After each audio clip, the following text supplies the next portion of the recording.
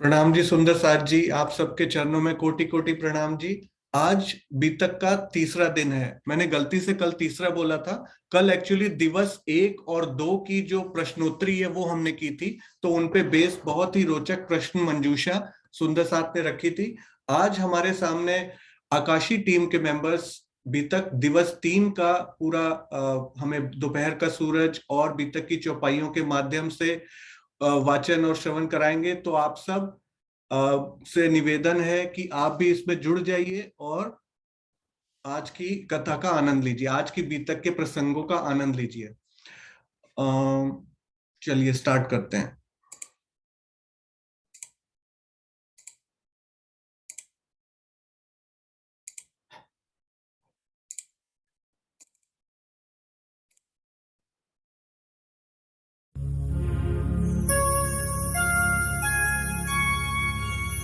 कछु कसनी भये आकार को, कछु कसनी भये आकार को, इन समय इस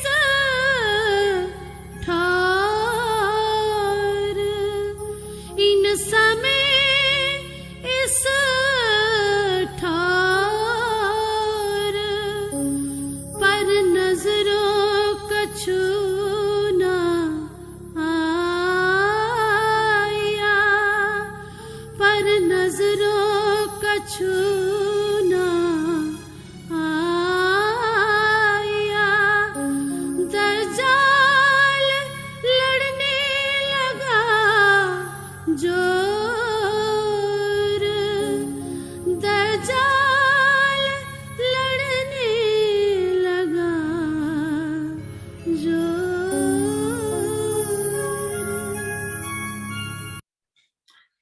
प्रणाम जी सुंदर साथ जी। जो कल हमने क्वेश्चन आंसर किया उसके बाद एक बहुत ही सुंदर प्रश्न सुंदर साथ जी ने दिवस 1 और 2 के जो हमारे प्रसंग थे उनके विषय में पूछा। तो उससे रिलेटेड एक चौपाई मैं क्विकली आपके सामने शेयर करना चाहूंगा और फिर हम आगे चलेंगे। दिवस 2 में हमने देखा कि देवचंद्र जी को अखंड ब्रिज में कृष्ण जी और राधा जी के दर्शन होते हैं। तो सुंदर साथ ने बड़ा वैलिड क्वेश्चन पूछा कि उनको जो स्वरूप दर्शन देता है, क्या वो स्वरूप काल माया का था, योग माया का था, अखंड ब्रिज का था, या फिर परम धाम का था। तो मुझे लगा कि मैंने उसमें थोड़ा गलत आंसर देने का प्रयास किया, कोशिश की थी, लेकिन गलत हुआ। कुछ सुंदर साथ ने मुझे सुधारा, लेकिन मुझे लग रहा था कहीं ना कहीं थोड़ा सा अधूरापन लग रहा था आंसर्स में।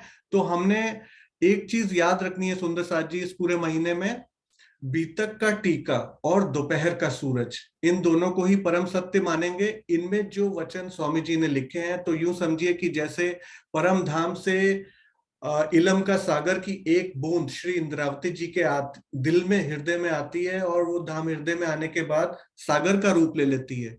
तो उसी प्रकार अगर ये टीका हुआ, तो अगर श्री राजन स्वामी जी के हृदय में भी वो एक बूंद इलम के सागर की मार्फत की आई, तो उसने सागर का रूप लिया। और हम उसमें से ही कुछ ग्रहण करके अगर वो एक बूंद ले लेते हैं, तो हम अपना जीवन सकारात्मक समझेंगे। जिस प्रकार आइंस्टाइन जो है सबसे ज्यादा अपने ब्रेन का यूज करता था, और उसका जो आईक्यू था वो 160 और 170 के लेवल का था 12 वर्ष की उम्र में। जबकि एक एवरेज ह्यूमन जो होता है उसका IQ level, intelligence quotient level 80 to 120 के बीच में एवरेज या अच्छा माना जाता है। तो उसी प्रकार अगर इस पूरी बीतक और दोपहर का सूरज का निचोड़ पकड़े और उसको 100% माने, और हम उसमें से 2% भी अगर ग्रहण कर लेते हैं और 1% उस पर चलने लगते हैं, तो हमारी आत्मा का कल्याण होने में जरा भी देर नहीं लगेगी। तो आपसे फिर यही निवेदन कि हम इन्हीं दोनों बुक्स के आसपास ही रहेंगे, विचार भी रखेंगे, तो इनसे उद्धृत ही हो, अलग से ना हो। तो उस प्रश्न को जो मैंने अभी बताया उसको आंसर रूप में इस चौपाई में बड़ा क्लियरली बताया गया है। ये प्रकरण 3 शायद 58 चौपाई है, और इसमें क्लियरली बताया गया है कि मूल स्वरूप श्री राज जी का आवेश, वेरी इंपॉर्टेंट, मूल स्वरूप श्री राज जी का आवेश ही अलग अलग रूपों में उन्हें दर्शन देता है। तो भले ही उन्होंने देखा बाल कृष्ण जी के रूप में और अखंड ब्रिज में सुरता पहुंच गई, बट जो उनको स्वरूप दर्शन दे रहा है उनके अंदर राज जी का ही आवेश है। चलिए सुंदर साथ जी, अब आगे चलते हैं, मीटिंग को आगे बढ़ाते हैं। And I hand over to our Aakashi team to start. हाँ जी सुषमा जी। प्रणाम जी सुंदर साथ जी। बोलो श्री प्राणनाथ प्यारे की जय। बोलो श्री सतगुरु महाराज की जय। बंदो सतगुरु चरण को करूं सुप्रेम प्रणाम। अशुभ हरण मंगल करण श्री देव चंद्र जीना। चर्चा प्रारंभ होत है, सुनो साथ चित दे। भजो राज श्यामा श्री प्राणनाथ, सखी जीवन हमारो ए। श्री महामति कहे ए साथ जी, भया चर्चा का बखत। अब तुम सुनियो चित्त दे, लाल आगे आए बैठे इन तखत। लाल आगे आए बैठे इन तखत। बोलो श्री प्राणनाथ प्यारे की जय। सुंदर साथ जी, कल के प्रसंग में हमने सुना कि पर ब्रह्म की खोज करते करते श्री देवचंद जी भोजनगर में हरिदास जी के पास पहुंचते हैं। फिर किस प्रकार श्री बाल मुकुंद जी हरिदास जी को श्री देवचंद जी के स्वरूप की पहचान कराते हैं। फिर देवचंद जी ध्यान में अखंड ब्रज तथा श्री कृष्ण जी के दर्शन करते हैं। देवचंद जी इस स्वरूप को ही अपना प्रियतम मानकर चितवन करने लगते हैं। सुंदर साथ जी, अब हम श्री गुम्मट जी में विराजमान अपने प्राण प्रियतम श्री प्राणनाथ जी के नूरी चरण कमलों में ध्यान लगाकर इससे आगे की अपनी वितक को श्रवण करते हैं। और अधिक आध्यात्मिक ज्ञान अर्जित करने हेतु श्री देवचंद जी भोजनगर से नौतनपुरी जामनगर आए।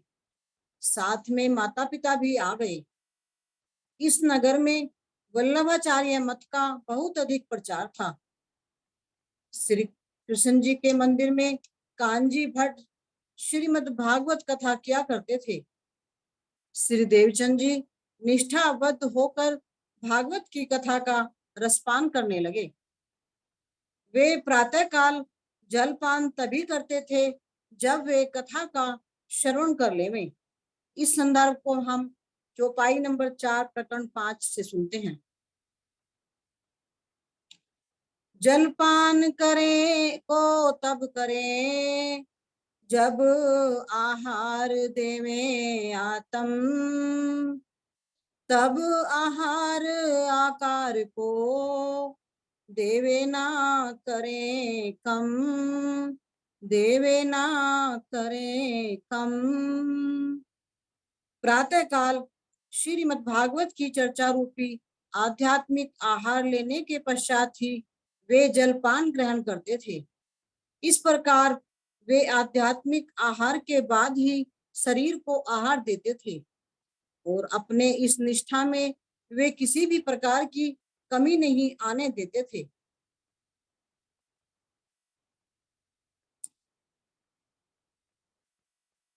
कुछ समय के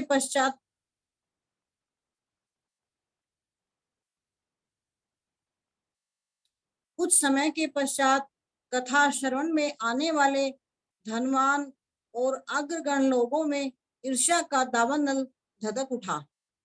ईर्ष्या की अग्नि से कोई विरला ही बच पाता है। एक दिन वे सभी एकत्रित होकर कांजी भट्ट से अपने मन की कटुता व्यक्त करने लगे। आपका देवचंद जी से क्या संबंध है कि जब तक वे आए नहीं आप कथा का प्रारंभ ही नहीं करते? क्या वे आपको कुछ विशेष धन भेंट करते हैं? मंदिर आते आते हमारी इतनी उम्र बीत गई, लेकिन हम आपके उतने प्रिय नहीं बन पाए जितने कि नव आगंतुक देवचंद्र। अब इस संदर्भ में हम बित्तक साहिब की चौपाई नंबर 10 को सुनते हैं। मोहे प्राप्त कहिए तो तुमसे, होए क्या इन गरीब से, पर तुम कबहु मोहे पूछत, आगे पीछे श्लोक कहो मैं, आगे पीछे श्लोक कहो मैं। मुझे धन तो आप जैसे धन्ना सेठों से ही प्राप्त हो सकता है, किंतु मैं तो आप लोगों से कुछ मांगता नहीं। श्री देवचंद जी तो गरीब परिवार से हैं, भला वे मुझे क्या धन दे सकते हैं? यदि मैं कोई भी श्लोक आगे पीछे बोल जाता हूँ तो आप में से कोई भी व्यक्ति नहीं है जो मुझसे यह पूछ सके कि आपने यह श्लोक आगे पीछे कैसे बोल दिया।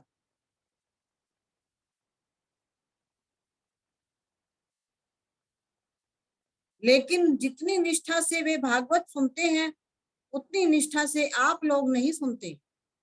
यदि मैं कोई श्लोक आगे पीछे कह दूं तो आप लोगों को कुछ भी पता नहीं चलता, जबकि देवचंद जी छोड़े हुए श्लोक को सुनने हेतु मेरे घर पहुंच जाया करते हैं और मुझे उनकी इच्छा पूरी करनी पड़ती है। यह बात सुनकर सभी में चुप्पी तो छा गई, लेकिन अंदर का क्रोध नहीं गया। अज्ञानता का शिकार होने से कर्म कांड ही उनके लिए सर्वस्व था। यदि नियति में खोट हो तो विवाद करने के सैकड़ों बहाने बन जाते हैं। ईर्ष्या और अहंकार विवाद की अग्नि में हवा और घी का काम करते हैं। सुंदर साथ जी, जिस प्रकार हवा और घी अग्नि को अधिक प्रज्वलित करने का काम करती है, उसी प्रकार ईर्ष्या और अहंकार भी हमारे मन में होने वाले विवाद को और ज्यादा बढ़ाने का काम करते हैं।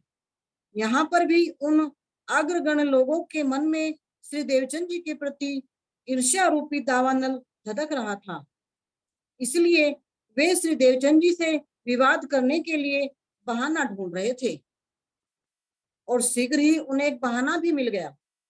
उन्होंने देखा कि देवचंद जी एकादशी को भर पेट भोजन करते हैं तथा द्वादशी को कुछ भी नहीं खाते।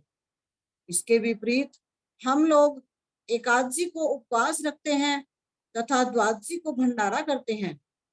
हमारी मान्यता के विपरीत देवचंद जी को उल्टी गंगा बहाने का क्या अधिकार है? तक की चौपाई नंबर 15।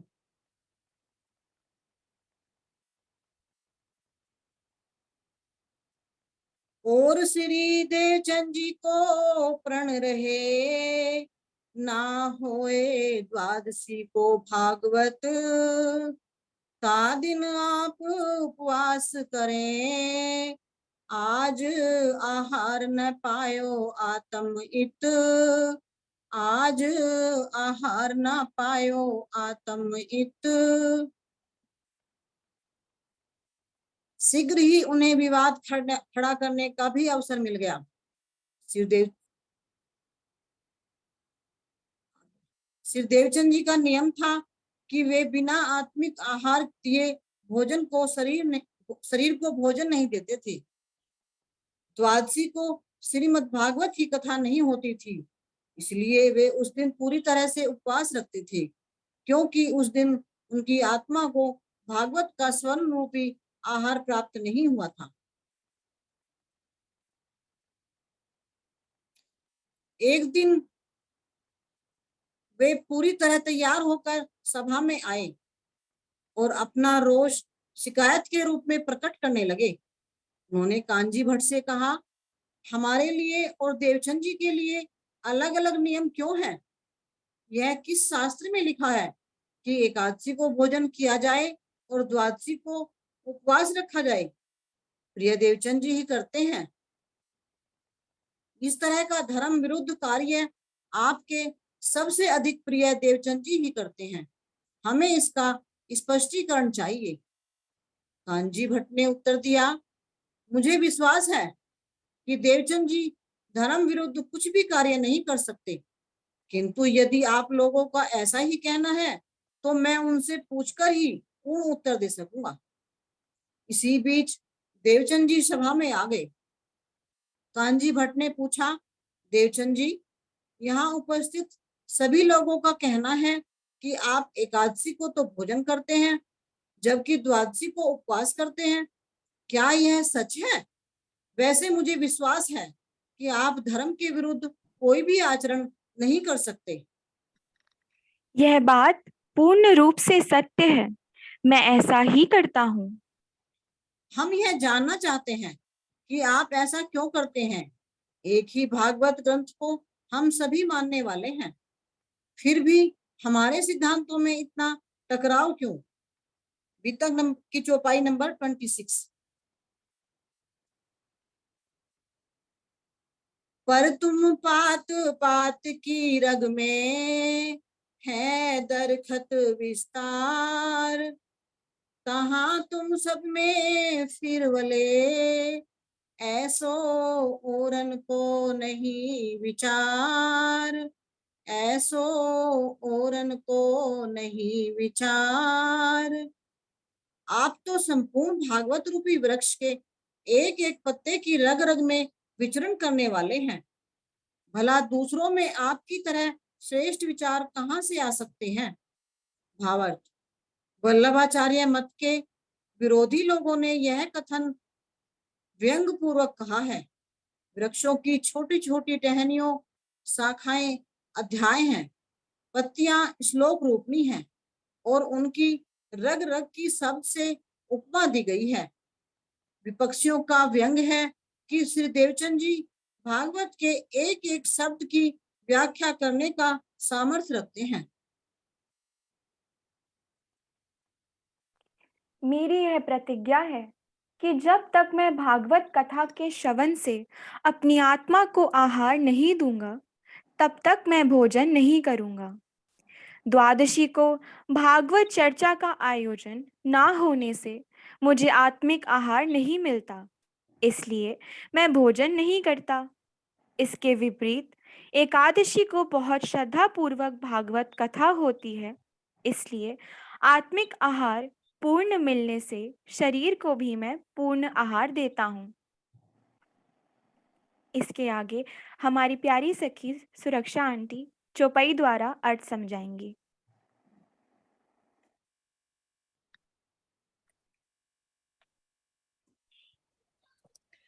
और एकादशी को लेत प्रसाद, ताको वेद इतना जानत, कोट एकादशी एक सीत के तुल्य नावत, तुल्य न आवत।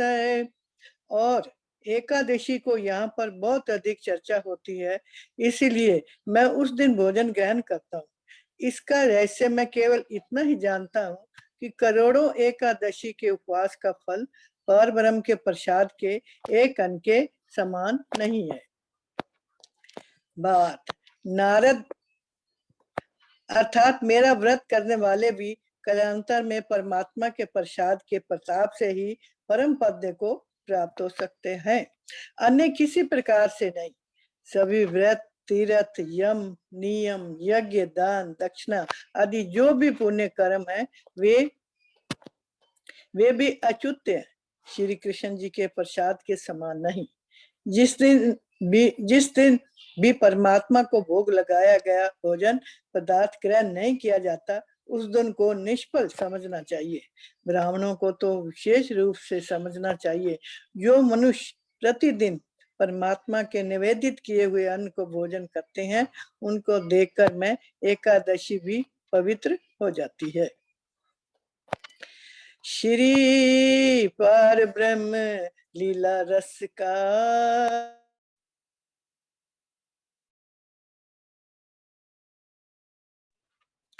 तिनको सुन के स्वर का ये सब साधन करत है, ये सब साधन करत है।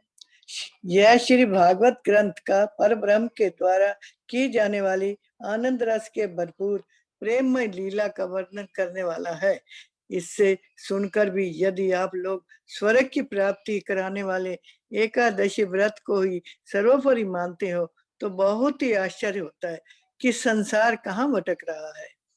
ये बात यद्यपि भागवत के 9वें स्कंद के अध्याय 4 में राजा अम्बरीश की कथा के द्वारा एकादशी के महत्व का वर्णन किया गया है, किंतु इसकी अंतिम उपलब्धि पर कोई ध्यान नहीं देता है और व्रत का तात्पर्य होता है किसी शुभ कार्य के लिए दृढ़ निश्चय करना। भोजन न करने को उपवास कहते हैं, व्रत नहीं।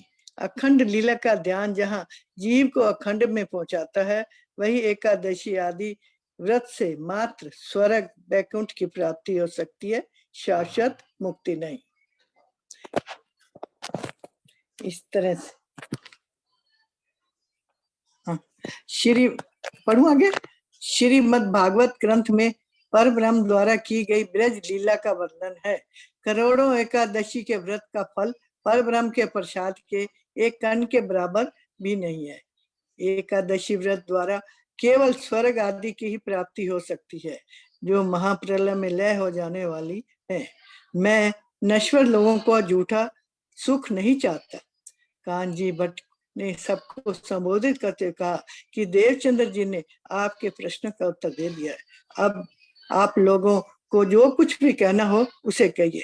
सभी ने एक स्वर में स्वीकार किया कि श्री देवचंद्र जी धन्य धन्य, हमसे बड़ी भूल हुई जो उनके प्रति ऐसा विचार रखते थे।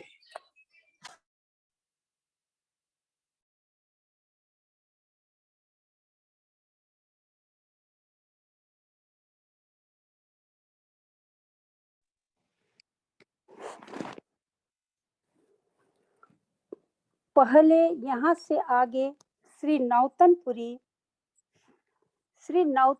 की लीला सुन लिया सुंदर साथ जी। इस तरह श्री देवचंद्र जी निष्ठाबंध होकर के श्रीमद् भागवत कथा श्री श्यामा जी के मंदिर में सुनते थे कि जब ब्रिज रास की प्रसंग आता था तो आंख से अश्रुधारा बहती थी। ऐसे ही सत्य घटना सुनेंगे सुंदर साथ जी।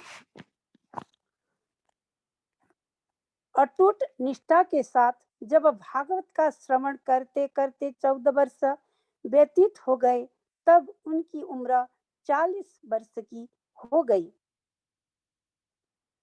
कसौटी पर खरा सिद्ध होने के पश्चात ही सफलता का भवन तैयार होता है।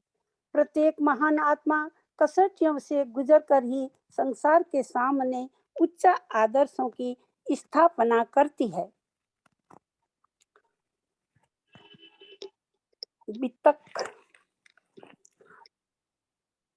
श्री बीतक 6 प्रकरण 2 चौपाई।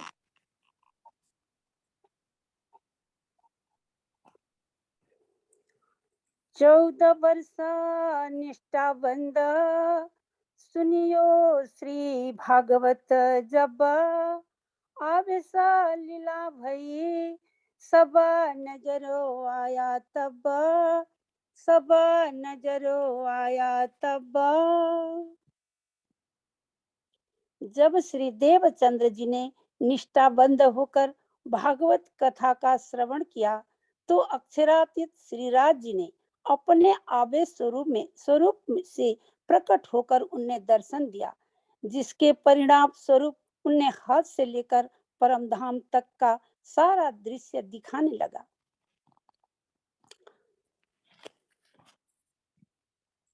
सुंदर साथ जी, जितना मजबूत हमारा नींव होता है उतना ही मजबूत हमें घर बना सकते हैं। अगर हम पीछे बीतक साहिब में देखें तो जैसा श्री देवचंद्र जी का तन श्री महराज ठाकुर जी का तन ने कितनी कसनी की, तब उन्होंने पार ब्रह्म को पा लिया। और छठे दिन के लीला में देखे तो जुगल दास जी महाराज, जौहर दास जी महाराज, हमारे शेरपुर वाले बड़े महाराज जी और सरकार श्री गुरु जी श्री मंगलदास जी और हमारे पूज्य राजन स्वामी जी ने कितने छोटे उम्र में परमात्मा को खोजी में लग गए तो पार ब्रह्म को पा लिया। एक उदाहरण ये भी ले सकते हैं हम, जैसे मेहंदी पेड़ से तोड़ के घिस घिस कर पीस के हाथ में लगाते हैं तो 2-3 घंटा बाद लाल रंग चढ़ती है। सोना भी 16.5 बार आग में तपाने से लाल कंचन हो जाती है। ऐसे ही हमारे परमहंस भी परेशानियों से जूझकर, कठिनाइयों से सामना कर परमात्मा को पा लिया। ऐसे ही हम भी वहां सबके पद चिन्ह पर चलकर हम भी श्री राज जी को पा सकते हैं। सुंदर साथ जी, तारतम सागर, प्रकाश ग्रंथ हिंदुस्तानी, प्रकटवाणी, प्रकरण 37, चौपाई 70।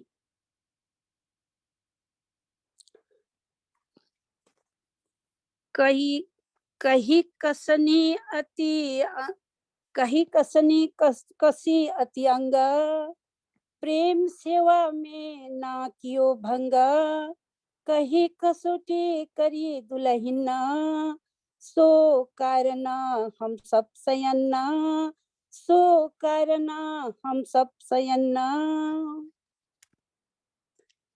स्वयं को कष्ट देते हुए उन्होंने बहुत ही कष्ट साध्य साधनाओं की और अपने प्रियतम की प्रेम भरी सेवा में जरा भी बाधा नहीं आने दी।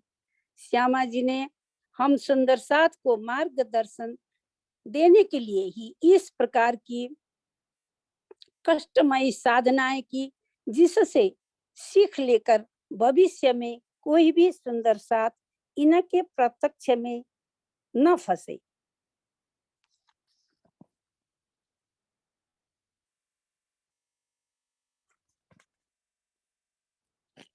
श्री देवचंद्र जी को बुखार लगने लगा, जिसके कारण उन्होंने लगभग 10-12 दिन भोजन नहीं किया।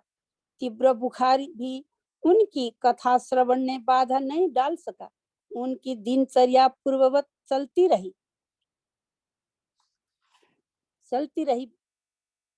बितक साहेब प्रकरण 6, चौपाई 3। कछु कसनी भैया कार्य को, इन समय इस ठौरा, पर नजरो कछु न आया, दज्जाला लड़ने लगा जोरा, दज्जाला लड़ने लगा जोरा। इस समय नौतनपुरी में उनके शरीर को बुखार का कुछ कष्ट झेलना पड़ा। यद्यपि माया का कदम कदम पर विरोध था, फिर भी उन्हें अपने प्रियतम अक्षरातीत के अतिरिक्त और कुछ भी दिखाई नहीं देता था। जोर का बिगड़ते बिगड़ते सन्निपात जैसी अवस्था में पहुंचना ही दज्जाल का लड़ना है। बुखार के बिगड़ जाने के बाद भी उन्होंने भागवत श्रवण की अपनी निष्ठा को टूटने नहीं दिया। अन्यथा घातक जोर की उस अवस्था में भला पैदल चलकर कौन श्रवण करने जाते हैं।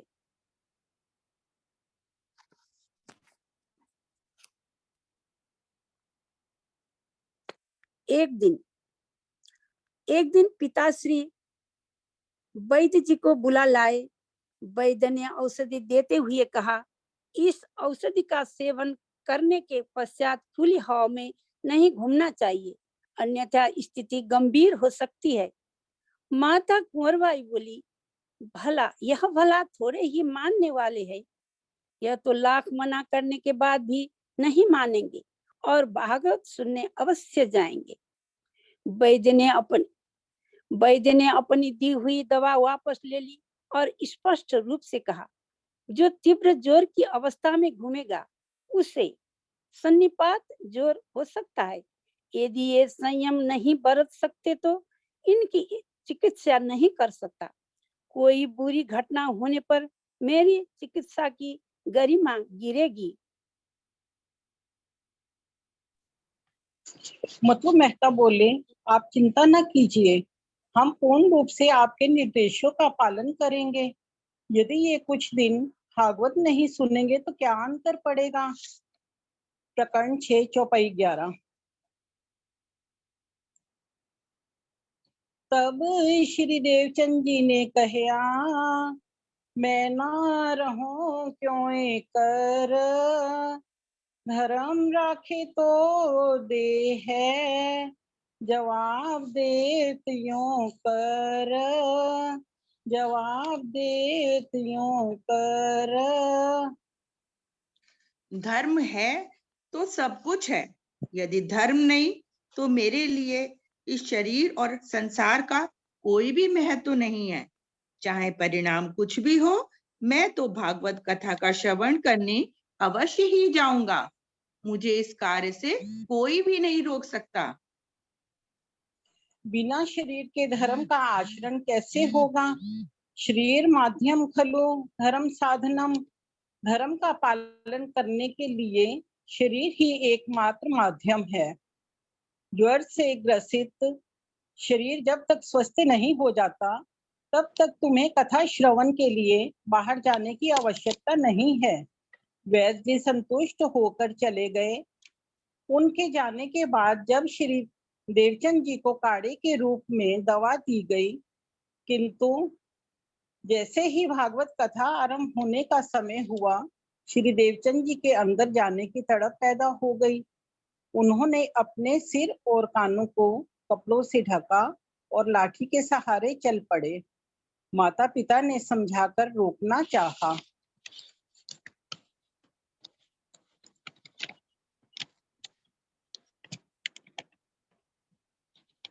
यार पुत्र, यदि तुम एक दिन कथा सुनने नहीं जाओगे तो क्या अंतर पड़ जाएगा। भागवत सुनते सुनते तो 14 साल बीत गए हैं। नहीं, मैं तो अवश्य जाऊंगा। बिना कथा श्रवण किए मैं नहीं रह सकता। मैं देखता हूँ तुम कैसे चले जाते हो। हमारी बातों का तुम्हारे पर कोई असर ही नहीं हो रहा। यह कहते हुए मथुर मेहता ने मकान का दरवाजा बंद कर दिया। जबरन रोकने की इस प्रक्रिया से देवचंद जी मर्माहित हो उठे। जब हृदय में कथा श्रवण का ज्वालामुखी धधक रहा हो तो उसे माता पिता के मोह का जल भला कैसे बुझा सकता था। निसंदेह धर्म निष्ठा शरीर की चिंता से अधिक श्रेष्ठ होती है। उन्हें परमात्मा को पाने की चाह थी। उस राह में उनके अपने ही माता पिता बाधक बन रहे थे। यह बात उनसे सहन नहीं हो पा रही थी, क्योंकि वह शरीर से ज्यादा धर्म को महत्व देते थे। उनके लिए धर्म ही सर्वोपरि था।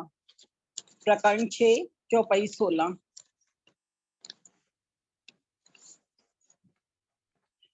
रे मूर्खो, मैं मरने का नहीं, मेरा देखोगे आकार, उत मेरी आत्म जाएगी और नहीं विचार, और नहीं विचार। हे मूर्खो, मैं इस ज्वर से मरूंगा नहीं। यदि आप लोग मुझे रोकेंगे तो मैं अवश्य मर जाऊंगा।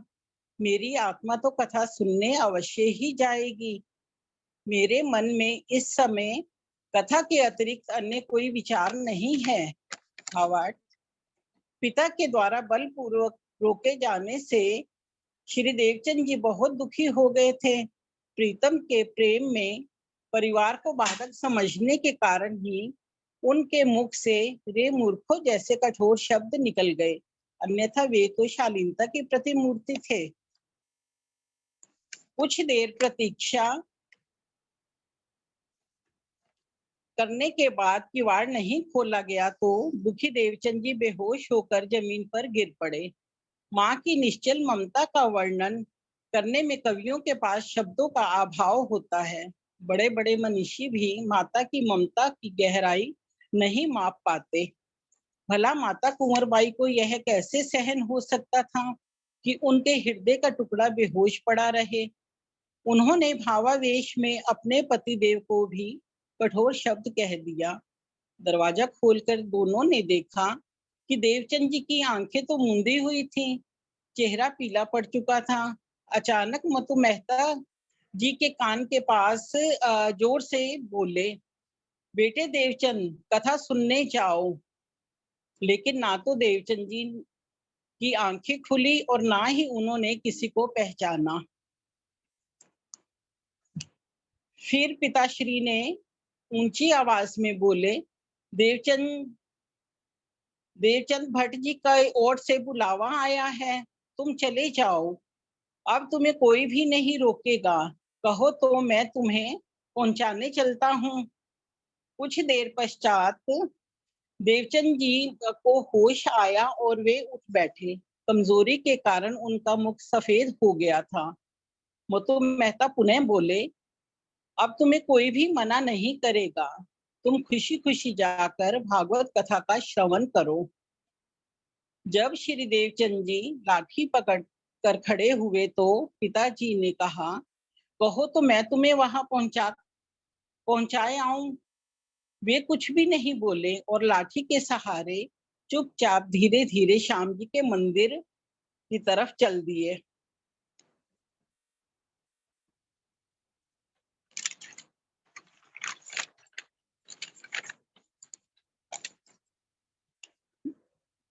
अपने प्रीतम के प्रति अटूट निष्ठा ने कसौटी पर उन्हें खड़ा कर दिया। भागवत सुनकर जैसे ही वे घर आए, ज्वर उतर गया। प्रीतम को पाने की चाह में आने वाली कठिनाइयां तो प्रियतम स्वयं ही दूर कर देते हैं। यूं मत कहो खुदा से मेरी मुश्किलें बड़ी हैं, इन मुश्किलों से कह दो मेरा खुदा बड़ा है, मेरा खुदा बड़ा है। दृढ़ संकल्प के साथ पिया जी की राह पर चलते हैं तो हर मुश्किल आसान हो जाती है। स्वस्थ होने के 10-15 दिन बाद श्याम जी के मंदिर में सबसे महत्वपूर्ण घटना हुई, अपने प्राण वल्लभ का भौतिक नेत्रों से दर्शन। श्याम जी के मंदिर में प्रातः काल का समय है। व्यासन पर विराजमान कांजी भट्ट भागवत कथा कर रहे हैं। श्रोतागण आनंद रस में विभोर हैं। उनमें श्री देवचंद्र जी भी बैठे हैं। अचानक श्री देवचंद्र जी को एक तेज पुंज दिखाई पड़ता है, जिसके मध्य से एक अति सुंदर किशोर स्वरूप प्रकट होता है। चौपाई 27 प्रकरण 6।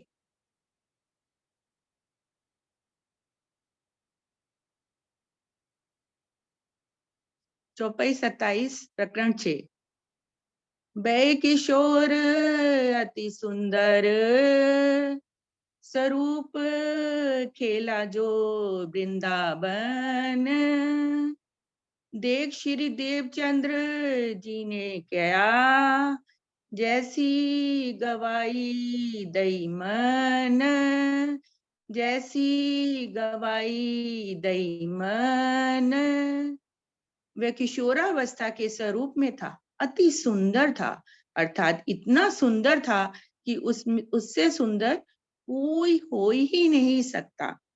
दर्शन देने वाला वही स्वरूप था जिसने नित्य वृंदावन में महाराज की लीला की थी। फिर देवचंद जी मंत्रमुग्ध होकर एक टक देखे जा रहे थे। उफ, कितना सुंदर स्वरूप है। मुस्कुराता हुआ मुखार बिंद, घुंघराले बाल, सिंदूरिया रंग की पाग, श्वेत रंग का बागा, केसरिया रंग की इजार, आसमानी रंग की पिछौरी, नीले पीले रंग का पटुका, हृदय कमल पर आए हुए 5 हार, हीरा, माणिक, मोती, नीलवी और लसनिया। सुंदर साथ जी, इस चौपाई के दूसरे चरण में जो बोला गया है ना, स्वरूप खेला जो वृंदावन, तो इसको थोड़ा सा समझते हैं। स्वरूप किसे कहते हैं? और रूप किसे कहते हैं? जो दृष्टि गोचर होता है वो रूप कहलाता है, और जो अंदर विराजमान होकर लीला करता है उस शक्ति को हम स्वरूप कहते हैं। तो यहाँ पर बोला जा रहा है स्वरूप खेला जो वृंदावन, अर्थात उस स्वरूप ने, उस आवेश स्वरूप ने दर्शन दिए जिन्होंने वृंदावन में जाकर हमें, हमारे साथ महाराज की लीला की थी। तो यहाँ पे कृष्ण जी के तन को रूप बोला गया है, और उनके तन के अंदर जिस शक्ति ने लीला की उसको स्वरूप बोला गया है।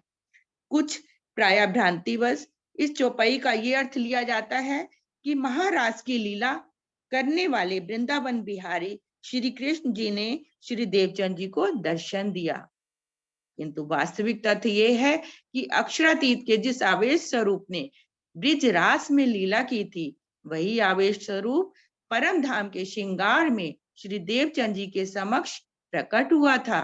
इसकी साक्षी में नवरंग स्वामी कृत सुंदर सागर और वृतांत मुक्तावली के ये कथन देखने योग्य हैं। सुंदर सागर प्रकरण 26 चौपाई 6 और 8। शोभा कहूं मैं कहाँ लोकेती, पूर्ण पुरुषोत्तम धनी सेती, खेल्यो ब्रिज रास में जेही, साक्षात स्वरूप विराजे तेही। ऊपर की चौपाइयों में दर्शन देने वाले स्वरूप का वही श्रृंगार वर्णित है जो हमारे मुखवाणी में श्री राजी महाराज का है, और रास में वर्णित रास बिहारी का जो श्रृंगार है उसका वर्णन भी हम सुनते हैं। तो रास बिहारी का श्रृंगार कैसा है? केसरिया रंग की सूथनी। तो सुंदर साथ जी सूथनी और इजार में फर्क समझते हैं। नीचे से तो दोनों ही टाइट होती हैं, और उनके पौचे में बहुत बारीक बारीक चुन्नटी भी होती है, और जिसमें बहुत सारी नक्शकारी होती है। लेकिन जो इजार होती है, जो हमारे राजी पहनते हैं, वो ऊपर से जाकर इतनी खुली नहीं होती, लेकिन जो सूथनी होती है वो नीचे से तो टाइट होती है, लेकिन ऊपर जाकर बहुत खुली हो जाती है। और जो उन्होंने पीले रंग की पटोली पहनी है रास बिहारी ने, तो सुंदर साथ जी पटोली क्या बोलते हैं? पटोली को क्या बोलते हैं कि एक पीले रंग का वस्त्र होता है जिसको पूरे शरीर में यूं लपेट लिया जाता है, जबकि हमारे प्राण वल्लभ श्री राजी महाराज ने तो श्वेत रंग का जामा पहना है, और रास बिहारी ने सिंदूरिया रंग की पिछौरी पहनी है, जबकि हमारे प्राण प्रीतम ने तो आसमानी रंग की पिछौरी पहनी है, और जिसमें तरह तरह की नक्शकारी की हुई है। तो इस तरह से पिछोरी के रंग में भी अंतर है। अब इसके अतिरिक्त जो रास बिहारी है ना, उन्होंने सुंदर मुकुट धारण किया हुआ है, और हमारे पिया जी ने सिर पर पाग पहनी हुई है, मुकुट नहीं पहना। और श्री राजी के तो घुंघराले घुंघराले बाल हैं, इतने सुंदर मेरे पिया जी के घुंघराले बाल। और रास बिहारी ने तो चोटी गूंथी हुई है। इससे रास की प्रकरण 8 चौपाई 43 से यह सिद्ध होता है कि रास बिहारी ने चोटी कैसी गूंथी हुई है। बेण गूंथी एक नवल भातनी, गोफड़े विविध जड़ाब, अर्थात रास बिहारी ने एक चोटी गूंथी हुई है और उसमें गोफने लटक रहे हैं जिसमें विविध तरह के जड़ाब लगे हुए हैं, जबकि मेरे प्राण प्रीतम ने कोई चोटी नहीं गूंथी। उनके तो अति सुंदर केश, घुंघराले केश हैं जो कांधे तक आए हुए हैं। इस प्रकार का भेद स्पष्ट करता है कि श्री देवचंद जी को दर्शन देने वाला स्वरूप परम धाम के श्रृंगार में था, ना कि रास के श्रृंगार में। बीतक साहब के प्रकरण 7 चौपाई नंबर 7 में कहा गया है कि 40 बरस की उम्र में हके दिया दीदार। तो हक का अर्थ क्या होता है सुंदर साथ जी, बताइए? हक का अर्थ होता है अक्षरातीत, ना कि बांके बिहारी। और जब प्रकट वाणी में ये स्पष्ट कहा गया है, पिया किए अति प्रसन्न 3 बेर दिए दर्शन, तो तीसरी बार दर्शन देने वाला स्वरूप कौन है? सोचने वाली बात है। श्यामा जी के प्रीतम अक्षरातीत या वर्तमान में रास बिहारी का वो नूरी तन, जिसमें अब ना धनी का जोश है और ना धनी का आवेश है। कछु इन विद की ओर रास, खेल फिरे घर, खेल देखन के कारणे आइया उम्मीदा कर। प्रकाश हिंदुस्तानी प्रकरण 1 चौपाई 1 का कथन यही संकेत कर रहा है कि श्री देवचंद जी और श्री राज जी की वार्ता यही सिद्ध करती है कि दर्शन देने वाला स्वरूप परम धाम का है। जब प्रकाश हिंदुस्तानी की पहली चौपाई से ये सिद्ध हो जाता है कि श्यामा जी सहित सभी सखियां परम धाम से खेल में आई हैं, तो उन्हें दर्शन देने वाला स्वरूप रास मंडल का कैसे हो सकता है? रास का नूरी तन परम धाम की प्रेम संवाद का वर्णन कैसे कर सकता है? सुंदर साथ जी, सोचने वाली बात है कि जिसके साथ हमारा प्रेम संवाद हुआ वो ही तो प्रेम संवाद की बातें करेगा। रास बिहारी के साथ तो हमारा प्रेम संवाद हुआ ही नहीं, अर्थात इश्क रबद हुआ ही नहीं, तो वो कैसे इश्क रबद की बातें कर सकेगा? तो यहाँ पे ये सिद्ध होता है कि ये स्वरूप आवेश स्वरूप से राजी महाराज का ही था जिसने दर्शन दिए, क्योंकि प्रेम संवाद हमारा राजी से हुआ था, ना कि रास बिहारी से। उपरोक्त विवेचना से यही निष्कर्ष निकलता है कि पूर्ण ब्रह्म अक्षरातीत के जिस आवेश स्वरूप ने ब्रिज में 11 वर्ष 52 दिन तक लीला की, महाराज की लीला की, उसी ने श्री देवचंद जी को 3 बार दर्शन दिए। पहले मोहम्मद साहब के रूप में, फिर ब्रिज बिहारी के रूप में, और फिर परम धाम के श्रृंगार में। ये विशेष ध्यान देने योग्य तथ्य है कि जब श्री देवचंद जी और श्री राज जी में वार्ता चल रही थी, उस समय अन्य किसी को उनकी आवाज सुनाई नहीं पड़ रही थी तथा अन्य किसी को भी श्री राज जी का दर्शन नहीं हो रहा था। ये धाम धनी की अपनी लीला थी, जिसका रहस्य मात्र भुक्त भोगी ही जान सकता है, अन्य कोई भी नहीं। अब प्रकरण 6 की चौपाई नंबर 28। तुम हमारे खाबिंद एता जानत हैं हम, आपको पहचानत हो, कौन कहाँ से आए तुम, कौन कहाँ से आए तुम। राजी महाराज मधुर मुस्कुराहट के साथ उस स्वरूप से बोलते हैं, देवचंद जी क्या तुम मुझे पहचानते हो, जो इस तरह से एकटक होकर बेसुध होकर मुझे देखे जा रहे हो? मैं आपको पूर्ण रूप से तो नहीं पहचानता, बल्कि मेरी अंतरात्मा से इतनी ही आवाज आ रही है कि आप मेरे प्रीतम हो। तो बताओ तुम्हारा निज घर कहाँ है? सुंदर साथ जी, कुलजम स्वरूप वाणी से हम कलश हिंदुस्तानी प्रकरण 1 की चौपाई नंबर 6 को समझते हैं।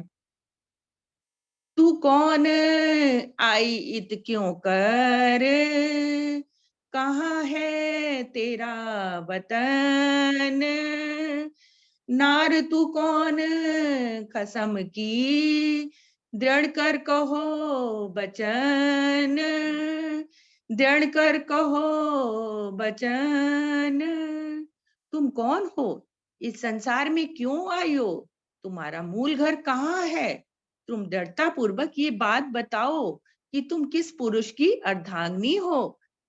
भावार्थ, परम पुरुष तो एकमात्र अक्षरातीत ही हैं, किंतु लोक व्यवहार में अक्षरातीत के सतंग अक्षर ब्रह्म को भी पुरुष कहा जाता है और उनके स्वाप्निक स्वरूप आदि नारायण श्री शर पुरुष कहलाते हैं।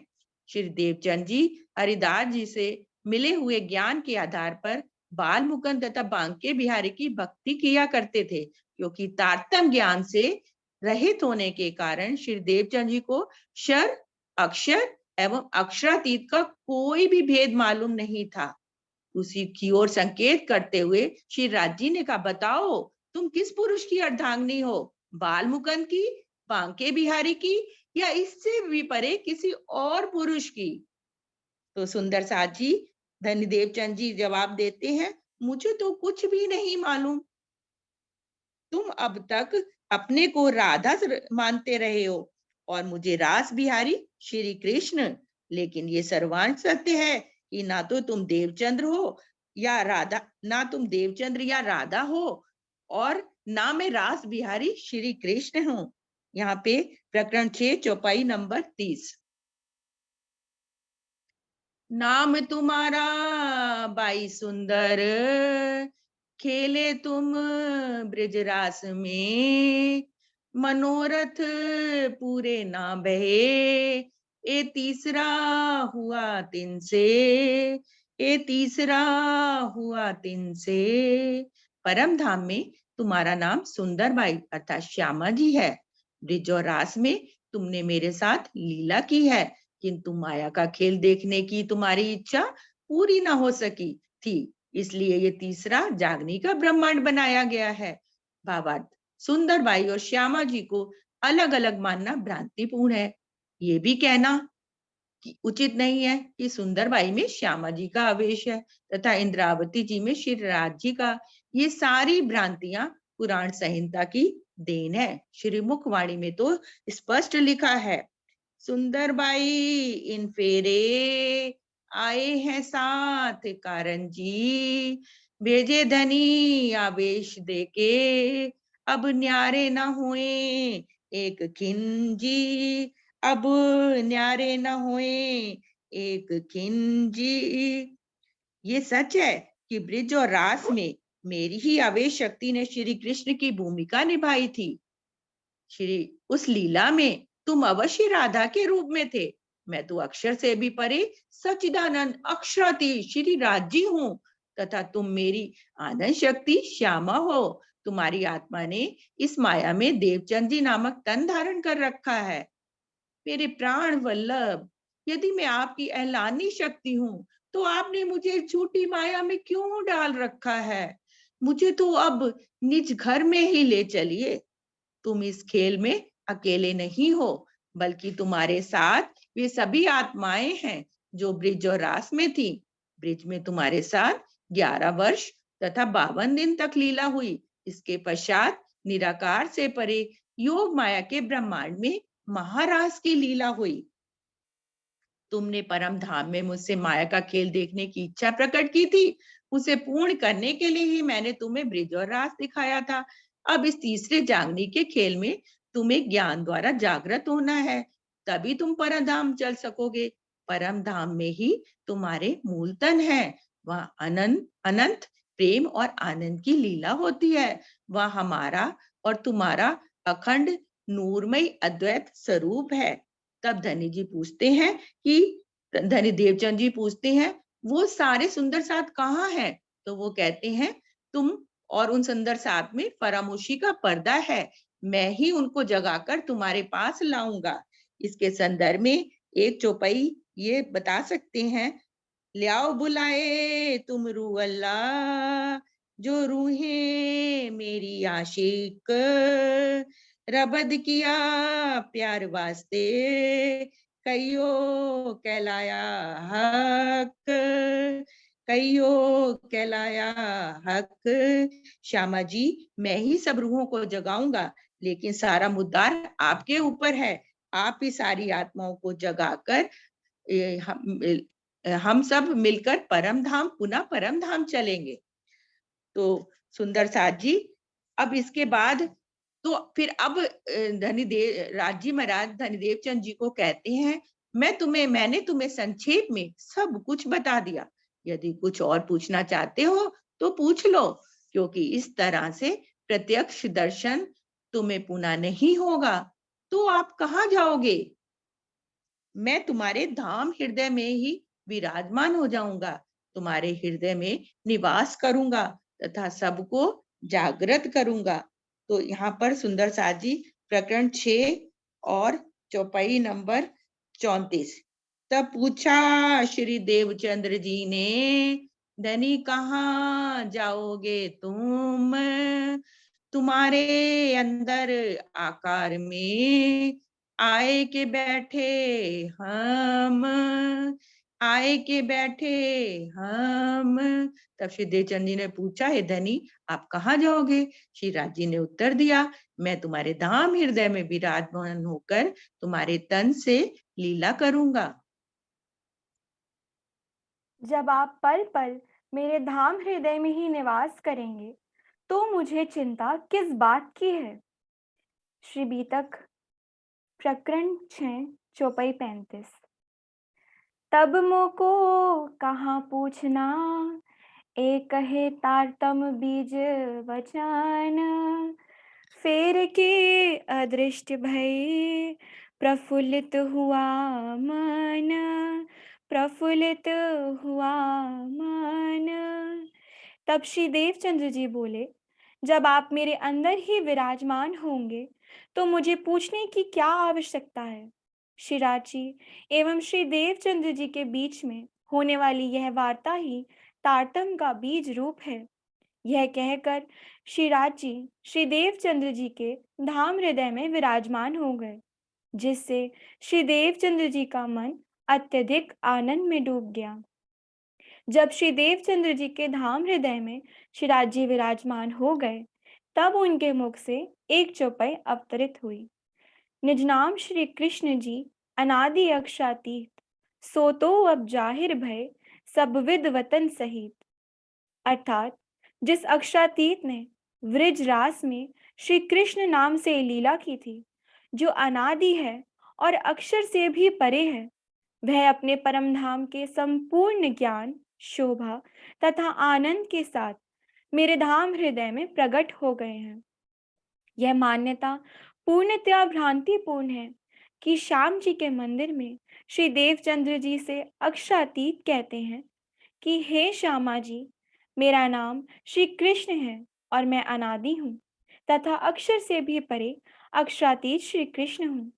यह ध्यान देने योग्य तथ्य है कि यद्यपि आवेश स्वरूप से श्रीराज जी ही कह रहे हैं, किंतु श्यामा जी के द्वारा यह चौपाई कहलवाई गई है। इसलिए इस चौपाई के तीसरे चरण में सो तो अब जाहिर भय लिखा है। यदि श्रीराज जी की ओर से कहा गया होता तो मैं तो अब जाहिर भया होता। वस्तुतः श्रीराज जी और श्री देवचंद्र जी के बीच में जो वार्ता हुई उसे तारतम का बीज इसीलिए कहा गया है कि उसका ही संक्षिप्त रूप एक चौपाई के रूप में श्री देवचंद्र जी के तन से उतरा, जो कालांतर में 6 चौपाइयों के रूप में प्रकट हुआ, और उसी का विस्तार श्री मुखवाणी है। जब श्री जी दीप बंदर पधारे तो वहां पर दूसरी, तीसरी, चौथी और 5वीं चौपाई उतरी।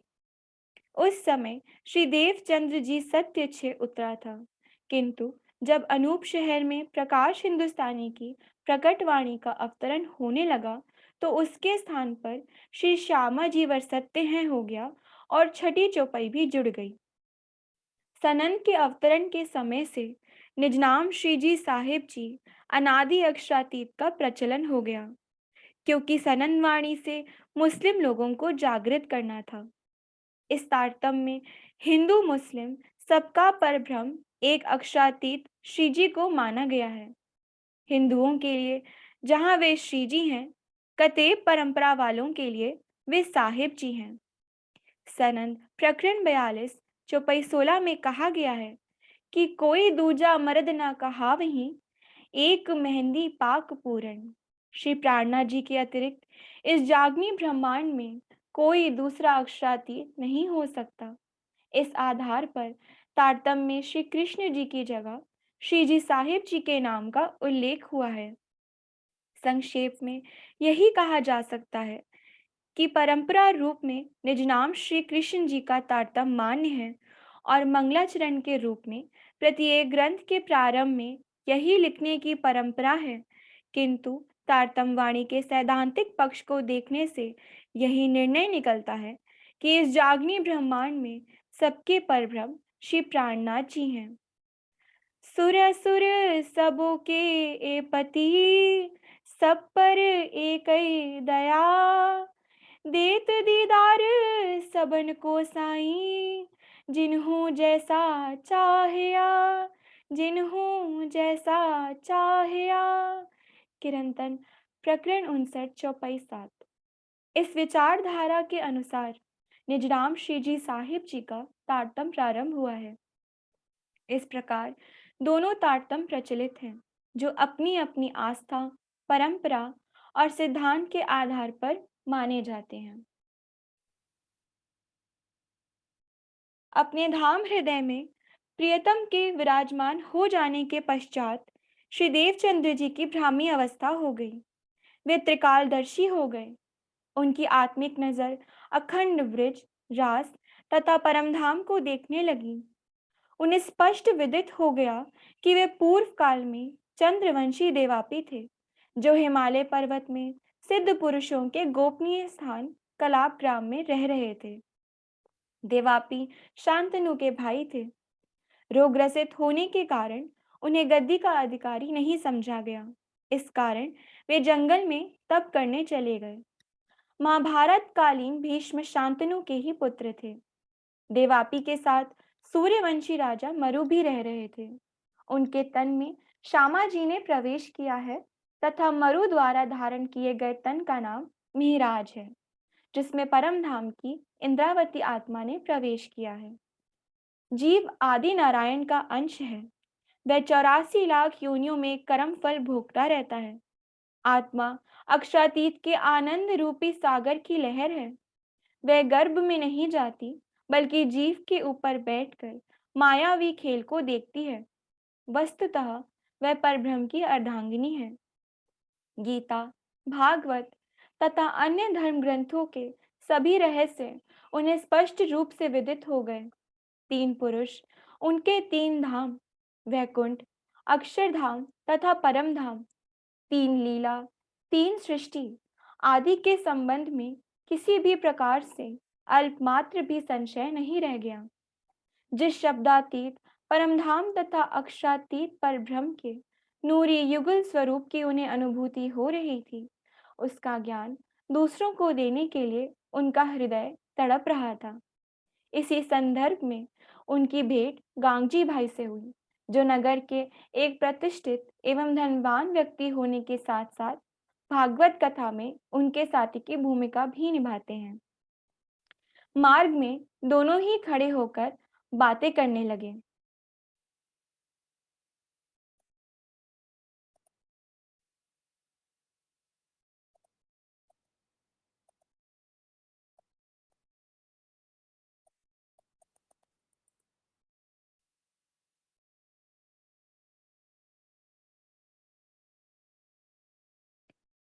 देवचंद्र जी, मैं देख रहा हूँ कि कई दिनों से आप भागवत कथा का श्रवण करने नहीं आ रहे हैं।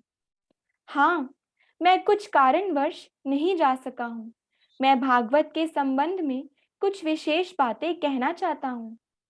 भट्ट जी कहा करते हैं कि 5 तत्व, 3 गुण तथा 14 लोक का महाप्रलय में नाश हो जाता है, किंतु वे ये भी कहते हैं कि वृज और रास की लीला अखंड है और अनंत काल तक होती रहेगी। प्रश्न यह है कि वे लीलाएं कहाँ हो रही हैं? इस 14 लोक के ब्रह्मांड के परे या अंदर? ये तो बहुत ही रहस्यमयी बात है। मैंने तो इसके बारे में कभी सोचा ही नहीं। वेद, गीता आदि सभी ग्रंथों का यह स्पष्ट कथन है कि सच्चिदानंद परमात्मा तो अक्षर से परे अक्षरातीत है। अक्षर के स्वप्न में ही यह शर का सारा ब्रह्मांड खड़ा है। प्रिय गांगजी भाई, तुम ही बताओ, यह दुनिया कितने भ्रम में पड़ी है, जो उस सच्चिदानंद परब्रह्म को इस असत, जड़ और दुखमय शर संसार के कण कण में मानी बैठी है। हाँ, आपका ये कथन तो बिल्कुल सत्य है। गांगजी भाई, यह संसार इतना नादान है कि श्री कृष्ण की त्रिधा लीला को भी नहीं समझता। ब्रज में 11 वर्ष 52 दिन तक अक्षरातीत ने लीला की। 11 दिन, जिसमें 7 दिन गोकुल में तथा 4 दिन मथुरा में लीला बाके बिहारी की शक्ति ने की, तथा 112 वर्ष की लीला बैकुंठ बिहारी विष्णु भगवान ने की।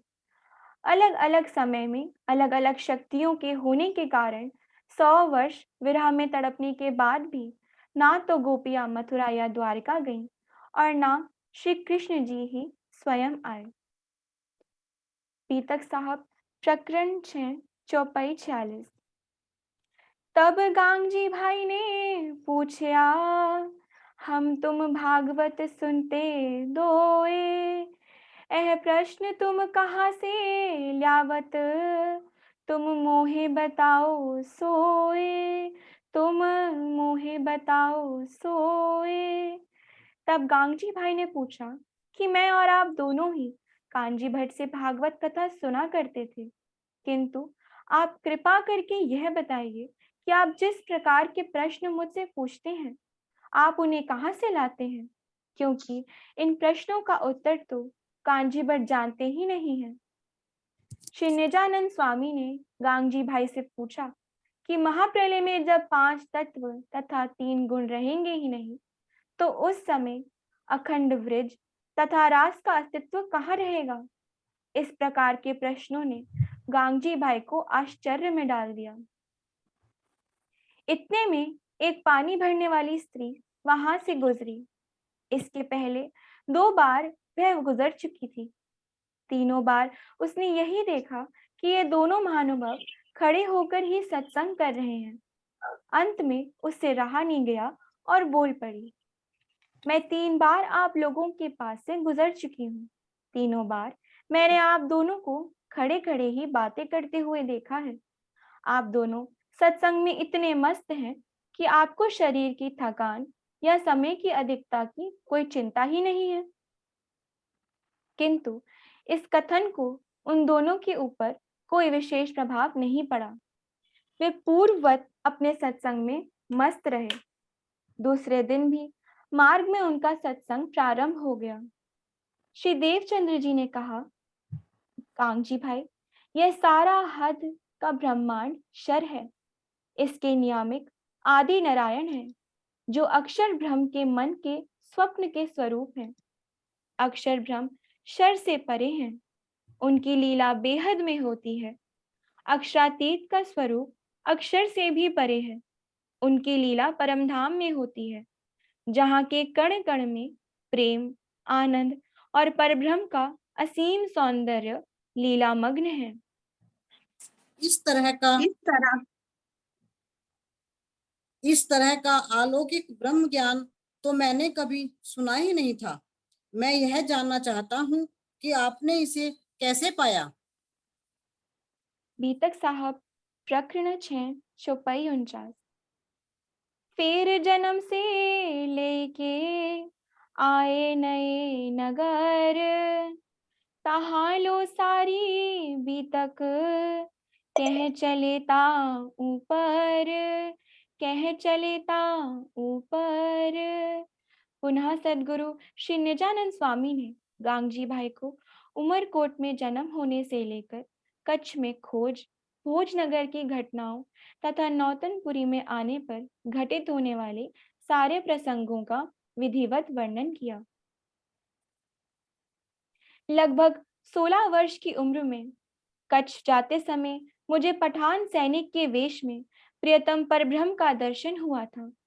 कच्छ में मैंने अनेक मतपंथों में खोज की, अनेक प्रकार की कठोर साधनाएं भी की, लेकिन दीदार नहीं हुआ। तत्पश्चात मैं भोजनगर आया, जहां मैं हरिदास जी की सेवा में रहकर अखंड व्रजरास का ध्यान करने लगा। वहां ध्यान अवस्था में मुझे एक दिन प्रियतम पार ब्रह्म श्री कृष्ण के स्वरूप में दर्शन देते हैं। 26 वर्ष की उम्र में मैं नौतनपुरी धाम जामनगर आया। यहाँ पर मैंने निष्ठाबद्ध होकर 14 वर्ष तक भागवत कथा का श्रवण किया तथा चितवनी की। प्रियतम ने एक दिन प्रत्यक्ष रूप में दर्शन दिया। मुझे अपने स्वरूप की पहचान देकर मेरे धाम हृदय में विराजमान हो गए। उसके बाद मेरे मुख से जो ब्रह्म ज्ञान की वर्षा हो रही है, वह मैं नहीं कह रहा हूँ, बल्कि मेरे अंदर से स्वयं परब्रह्म ही कह रहे हैं। जब आपके अंदर सच्चिदानंद पर ब्रह्म की आवेश शक्ति विराजमान है, तो मेरे लिए आपका भी स्वरूप प्रियतम श्री राज जी का ही है। अग्नि में तपने के बाद लोहा भी तो अग्नि का ही स्वरूप बन जाता है। प्रकाश हिंदुस्तानी की चौपाई नंबर 81, प्रकरण 37। अपने घरों लिए बुलाए, सेवा करी बहुत चित लाए, सने सो सेवा करी जो घनी, पहचान के अपना धाम धनी, पहचान के अपना धाम धनी। मेरी यह चाहत है कि मैं आपको सपरिवार अपने घर ले चलूं तथा जी भरकर आपकी सेवा करूं। वहां पर रहकर आप अपने ब्रह्म ज्ञान का अमृत सबको पिलाइए। ऐसा होने पर मैं अपने को धन्य धन्य समझूंगा। मुझे पूर्ण विश्वास है कि आप मेरे अनुरोध को ठुकराएंगे नहीं। जैसी आपकी इच्छा। श्री बीतक साहब, प्रकरण 6, चौपाई 53। श्री महामती कहिए साथ जी, ऐ अपनी बुनियाद, अब तुम्हें आगे कहूँ, ताको करो याद, ताको करो याद। श्री महामती जी कहते हैं कि हे साथ जी, तारतम ज्ञान का अवतरण तथा गांगजी भाई के घर पर चर्चा होना जागनी लीला की नींव है। इसके बाद जो लीलाएं हुई उसका मैं अब वर्णन करने जा रहा हूँ। उन्हें अच्छी तरह से याद रखना। प्रकरण 6, चौपाई 341। प्रणाम जी।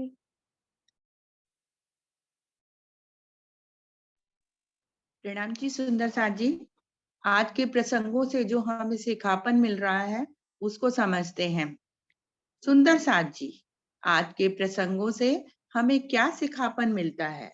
सबसे पहला तो किसी भी कार्य को करें तो पूरी निष्ठाबद्ध अर्थात नियम पूर्वक करें, पूरी श्रद्धा विश्वास के साथ, पूरी लगन और समर्पण के साथ, चाहे वो भागवत श्रवण ही क्यों ना हो। धनी श्री देवचंद जी ने 14 वर्ष तक नियम पूर्वक पूर्ण श्रद्धा के साथ भागवत सुनी। यद्यपि कई दज्जाल रूपी बाधाएं भी आईं, पर उनके अटूट विश्वास के सामने वो बाधाएं भी नतमस्तक हो गईं और वो निरंतर कथा श्रवण करते रहे। उनके अंदर अपने परमात्मा के प्रति जो समर्पण और प्रेम सेवा की भावना थी, यदि हमारे अंदर लेश मात्र भी आ जाए तो हमारी आध्यात्मिक यात्रा ज्यादा सुगम हो जाए। सुंदर साथ जी, आज तो हमारे पास कई तरह के साधन हैं, सुविधाएं हैं। उस समय तो पैदल ही चलकर जाना पड़ता था। सोचिए कितनी कसनी करी, कितना तप किया, कष्टों को सहन किया हमारी सुबान श्यामा महारानी ने।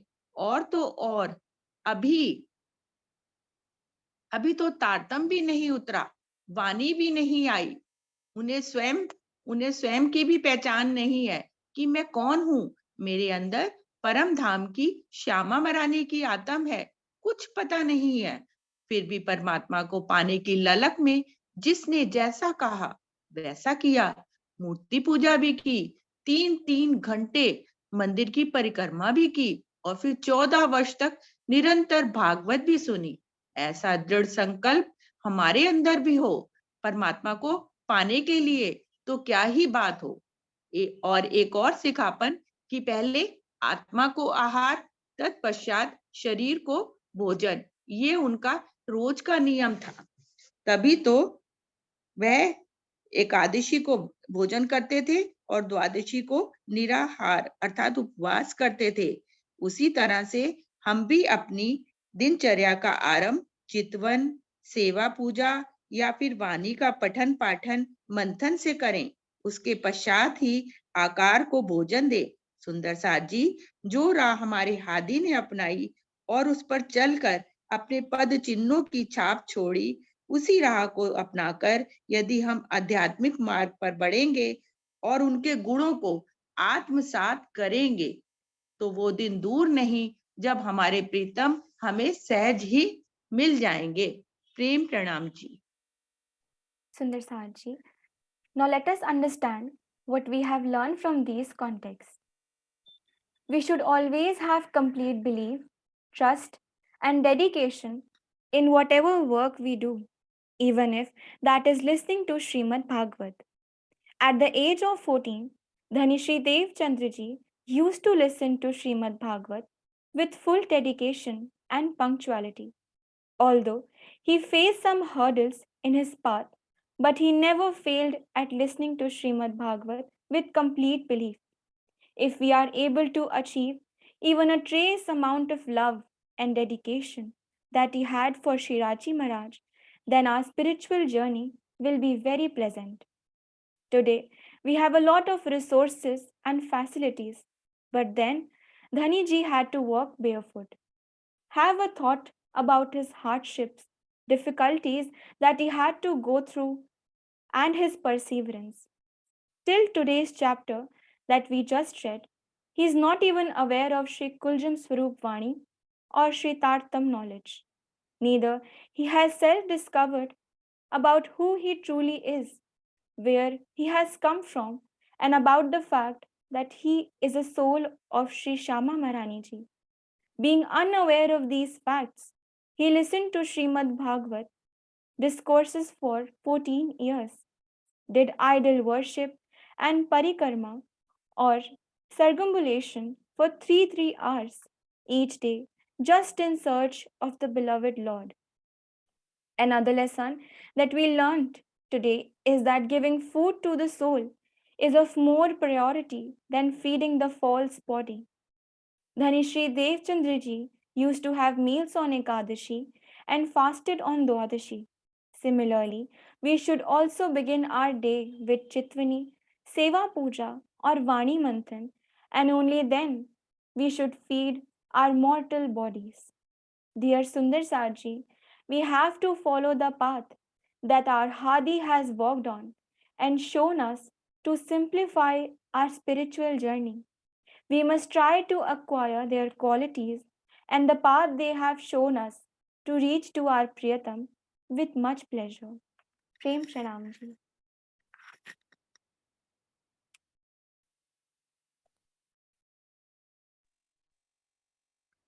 वो नेपाली वाला करना है।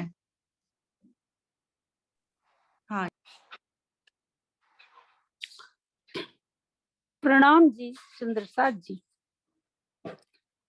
यो भन्दा अगाडि हामीहरू अब भोलि हुने चर्चा सुन्दछौं। कसरी गङ्गाजी भाइको घरमा अनेकौं सुन्दर साथले वाणी चर्चा सुन्नुभयो। श्री धनी देवचन्द्रजीद्वारा जागृत हुनुभयो। त्यसपछि हामी कसनीका प्रसङ्ग पनि सुन्दछौं। कसरी श्री मेहराजजीको तनले कति कति कष्ट गर्नुभयो।